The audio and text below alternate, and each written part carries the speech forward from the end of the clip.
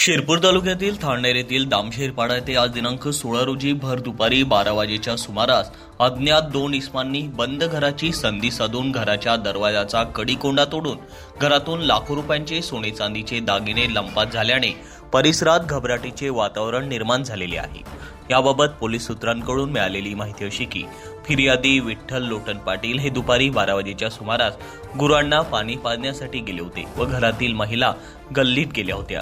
याची संधी साधून अज्ञात दोन भुरट्या चोरांनी बंद घराचा कडिकोंडा कटरच्या साहाय्याने तोडून घरात प्रवेश केला।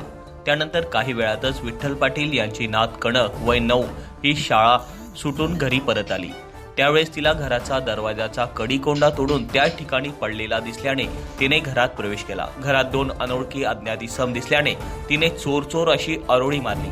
त्या अनोळखी व्यक्तीपैकी एकाने तिचा गळा दाबून धरला तर दुसऱ्याने कटरच्या साहाय्याने घरातील गोदरेज कपाट तोडले व त्यातून सोने चांदीचे एकूण 93,000 रुपये किमतीचे दागिने अज्ञात चोरट्यांनी काढून मुलीला जोरात ढकलून पळ काढला। पाणी पाजून बाबा घरी आल्यावर कणकने बाबांना सर्व परिस्थिती सांगितली। भर दिवसा घरफोडी झाल्याने परिसरातील नागरिकांमध्ये घबराटीचे वातावरण निर्माण झालेले आहे।